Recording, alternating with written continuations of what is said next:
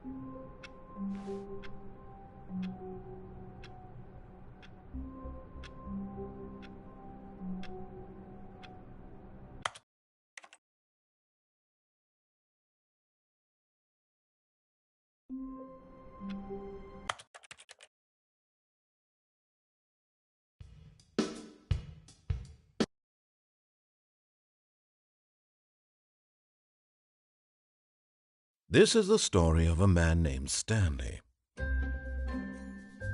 Stanley worked for a company in a big building where he was employee number 427. Employee number 427's job was simple. He sat at his desk in room 427 and he pushed buttons on a keyboard. Orders came to him through a monitor on his desk, telling him what buttons to push, how long to push them, and in what order. This is what employee 427 did every day of every month of every year. And although others might have considered it soul-rending, Stanley relished every moment that the orders came in, as though he had been made exactly for this job. And Stanley was happy. And then one day, something very peculiar happened. Something that would forever change Stanley. Something he would never quite forget. He had been at his desk for nearly an hour when he realized that not one single order had arrived on the monitor for him to follow.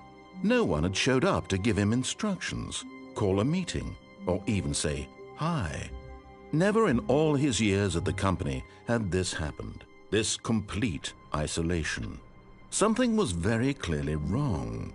Shocked, frozen solid, Stanley found himself unable to move for the longest time. But as he came to his wits and regained his senses, he got up from his desk and stepped out of his office.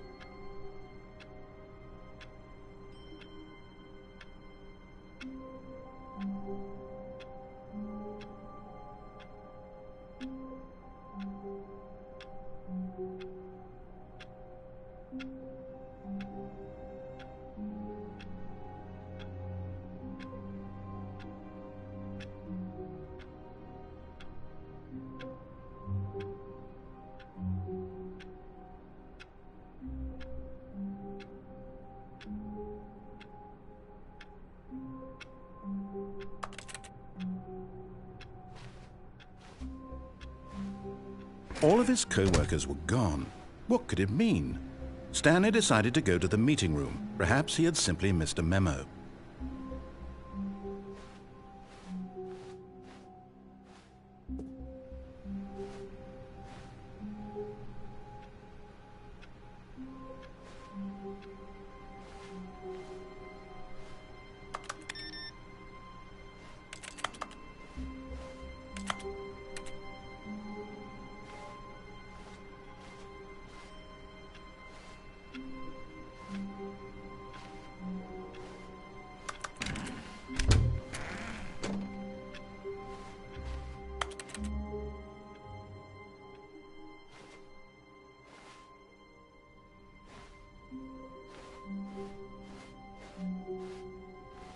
When Stanley came to a set of 2 open doors, he entered the door on his left.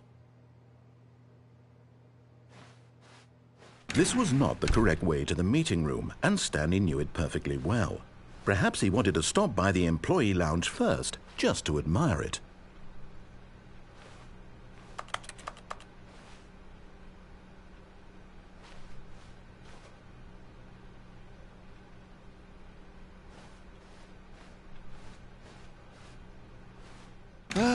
Yes, truly a room worth admiring.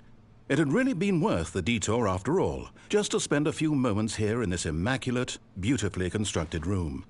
Stanley simply stood here, drinking it all in. But eager to get back to business, Stanley took the first open door on his left.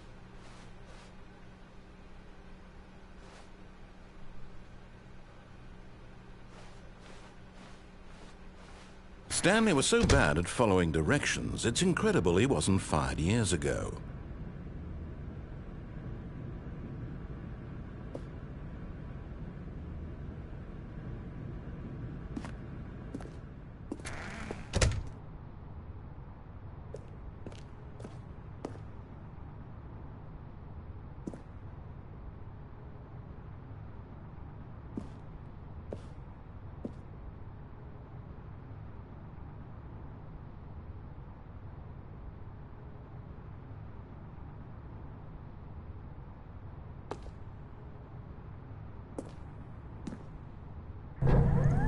Look, Stanley, I think perhaps we've gotten off on the wrong foot here. I'm not your enemy, really, I'm not. I realize that investing your trust in someone else can be difficult, but the fact is that the story has been about nothing but you all this time. There's someone you've been neglecting, Stanley. Someone you've forgotten about. Please, stop trying to make every decision by yourself. Now, I'm not asking for me, I'm asking for her. This is it, Stanley. Your chance to redeem yourself, to put your work aside, to let her back into your life. She's been waiting.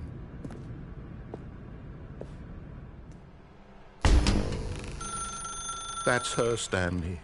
You need to be the one to do this, to reach out to her. If you can truly place your faith in another, then pick up the phone. As Stanley picked up the phone, a white light engulfed him, filling him not just with radiance, but with hope. Hope for a life reunited Wait. Oh, goodness. Stanley, did you just unplug the phone? No, that wasn't supposed to be a choice. How did you do that? You actually chose incorrectly? I didn't even know that was possible. Let me double-check. No, it's definitely here, clear as day. Stanley picks up the phone. He's taken to his apartment where he finds his wife, and the two pledge themselves to one another. Music comes in, fade to white, roll credits. Not picking up the phone is actually somehow an incorrect course of action. How is that even possible? None of these decisions were supposed to mean anything. I don't understand. How on earth are you making meaningful choices? What did you... Wait a second. Did I just see... No, that's not possible. I can't believe it. How had I not noticed it sooner? You're not Stanley. You're a real person. I can't believe I was so mistaken. This is why you've been able to make correct and incorrect choices. And to think I've been letting you run around in this game for so long. If you'd made any more wrong choices, you might have negated it entirely. It's as though you completely ignored even the most basic safety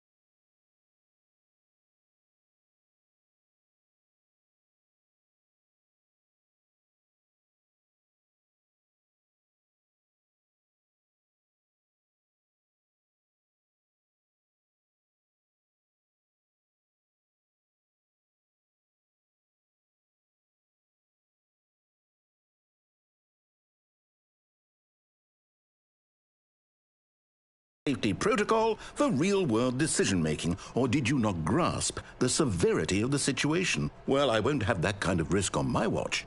I'm going to stop the game for a moment so we can educate you properly on safe decision-making in the real world. Please observe this helpful instructional video.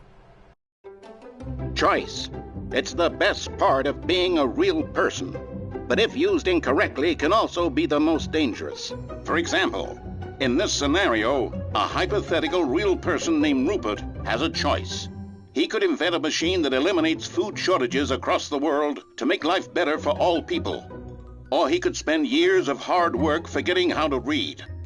Which choice would you make? Remember that unlike here, the real world makes sense, and at no time should you make a choice that does not conform to rational logic.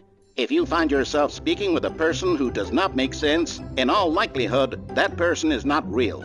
Allow the person to finish their thought, then provide an excuse why you cannot continue talking. Turn to a partner and practice saying, "My goodness, is it 4:30? I'm supposed to be having a back, sack, and crack." Excellent. Making choices on a regular basis is the best part to a healthy decision-making process. Most medical professionals recommend making at least 8 choices per day. Do you make more than 8? Less? And finally, if you begin to wonder if your choices are actually meaningful and whether you'll ever make a significant contribution to the world, just remember that in the vast infiniteness of space, your thoughts and problems are materially insignificant, and the feeling should subside. At this time, your instructor will guide you in an exercise to test and reinforce the material covered in this video. Welcome back. You may have noticed that this room has begun to deteriorate as a result of narrative contradiction. But not to worry. Now that you're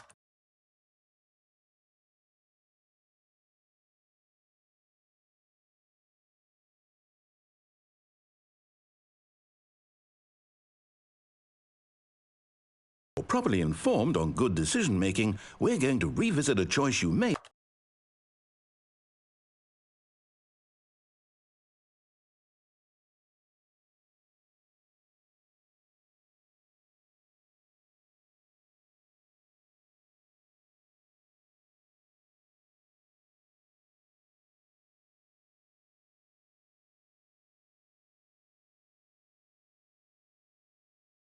Just a few minutes ago, and see what the correct thing to do would have been. This way, please.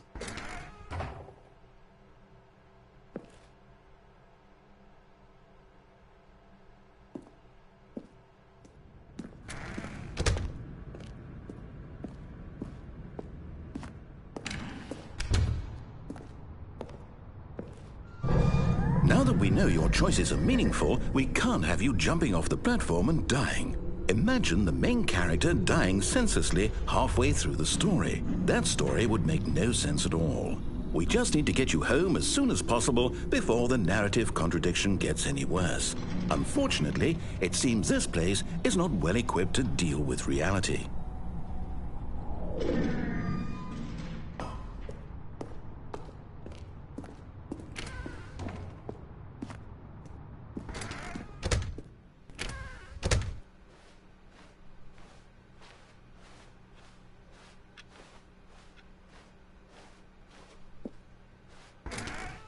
almost there. You'll take the door on the left, back to the correct ending, the story will have resolution once again, and you'll be home free in the real world.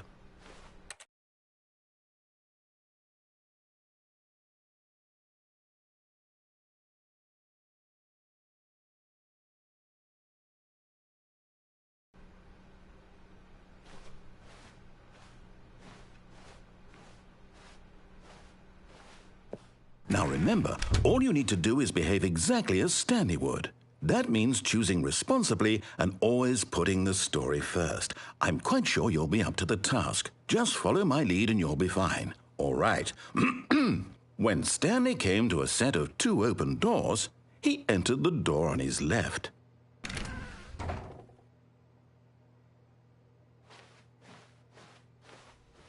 No! Why did you do that?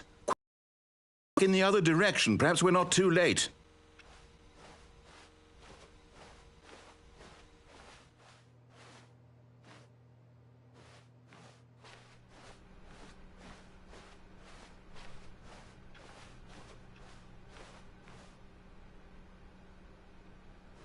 Oh, it's ruined. I can't believe, after everything we talked about, that my story, you've destroyed my work. Why? For what? What did you get out of that? What did you think was so special about seeing the game undone, left here like so much garbage? It's worthless now. And what am I supposed to do? Even if there were a way to continue, would it be worth it? To know that my story is now incorrect? How can I go back to that? I can't erase that knowledge. I'll have to live with it forever, reliving its impossibility forever. I couldn't live that way. Is it better to shut the game down entirely? To willingly destroy all of my work? I don't know. What's the answer? What do I do? What do I do? What do I... No, I have to. I have to shut the game down. I have to. I have to.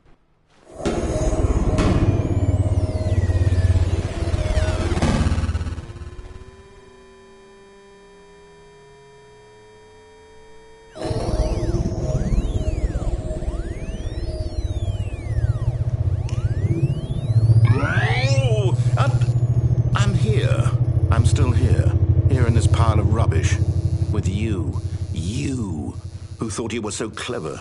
Now look where we are. My entire game is destroyed. It was the only thing in the world that was mine, and you've run it into the ground. What, did you think that would be funny? You just had to see? Didn't I impress upon you how important it was to be like Stanley? He actually knows how to do what I tell him to. He understands that if I say to do something, there's a damn good reason for it. That thought hadn't even occurred to you, had it? That there's a world outside of you? You're a child. Oh, my story. If you'd just gone through the door on the left, you would have seen it. There was a whole underground facility. You would have destroyed it and been victorious. It would have been so perfect. I worked so hard on it. I tried so hard to make... behave exactly as Stanley would. That means choosing responsibly and always putting the story first. I'm quite sure you'll be up to the task. Just follow my lead and you'll be fine. All right. When Stanley came to a set of 2 open doors, he entered the door on his left.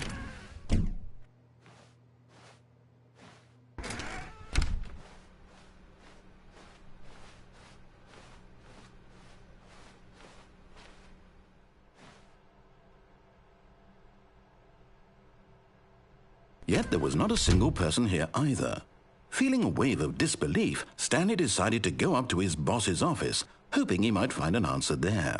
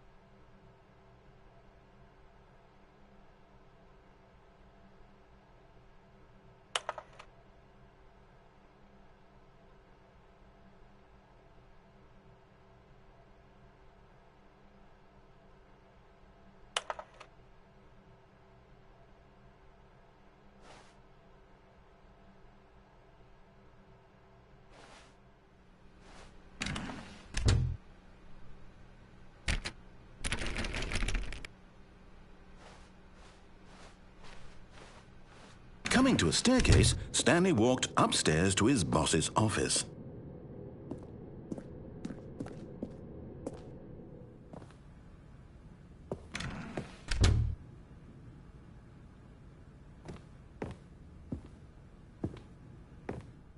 Stepping inside his manager's office, Stanley was once again stunned to discover not an indication of any human life. Shocked, unraveled, Stanley wondered in disbelief who orchestrated this, until he saw the door with a voice receiver next to it. Surely behind this door lay all the answers to his questions.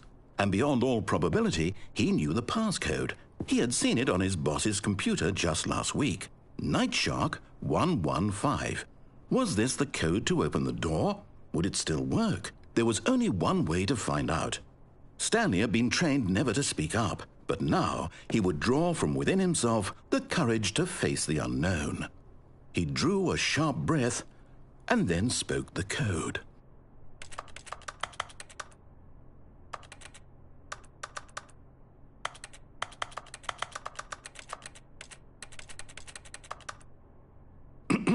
Stanley spoke the code. Nightshark 115. He spoke it into the receiver, right there on the wall.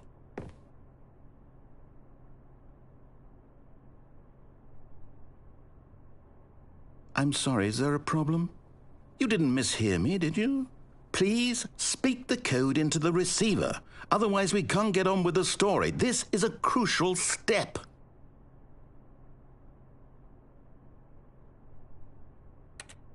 Okay, fine, you're not going to do it, but you know what? It's pretty humiliating to bring you this far, only for you to suddenly decide you have better things to do. I asked you for this one single thing, for your respect. The kind of respect Stanley shows for his choices. He knows what it means to take a story seriously. If you didn't want to see what I had to show you, then why did you come here? You had a choice, you know. You could have gone through the door on the right. You could have done whatever the hell you wanted over there. Why did you come this way? Speak. Say something to me. Explain yourself, you coward. You... When Stanley came to a set of two open doors, he entered the door on his left. Stanley? Hello? Are you... Is everything okay? Stanley, please. I need you to make a choice. I need you to walk through the door. Are you listening to me? Can you hear me? Is everything all right? Stanley, this is important. The story needs you. It needs you to make a decision. It cannot exist without you. Do you understand me? Whatever choice you make is just fine. They're both correct. You cannot be wrong here. We can work together. I'll accept whatever you do. I simply need you to take that step forward, please. Choose. Do something. Anything. This is more important than you can ever know. I need this. The story needs it.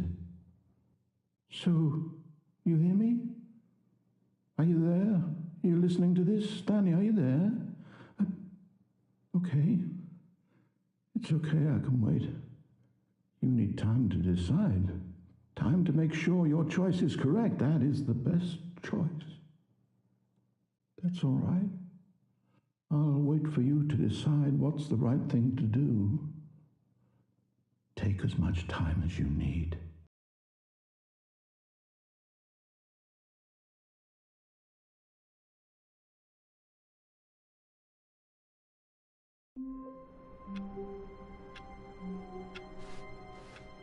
All of his co-workers were gone. What could it mean? Stanley decided to go to the meeting room. Perhaps he had simply missed a memo.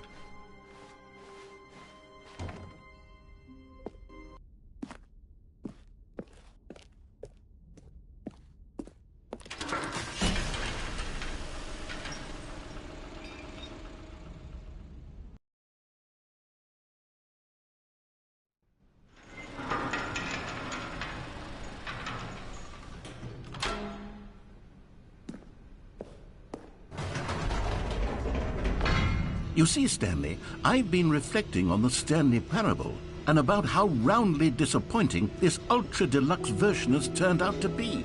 The original Stanley Parable was a landmark. and any new content for it should live up to that legacy. So forget this ultra deluxe nonsense. I say we take it one step even further. Which is why I'm very proud to announce for the first time ever, the Stanley Parable 2.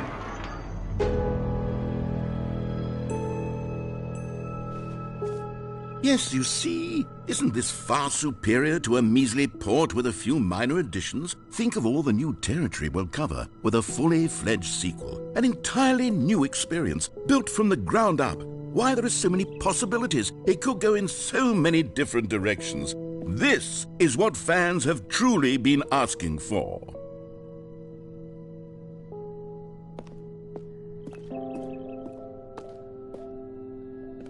Calling it the Stanley Parable 2 is just so much catchier than Ultra Deluxe, don't you think? Ultra Deluxe? What does it even mean? But the Stanley Parable 2, now that's an artistic statement right there. It's future-oriented. It screams progress and innovation and long-term franchising potential.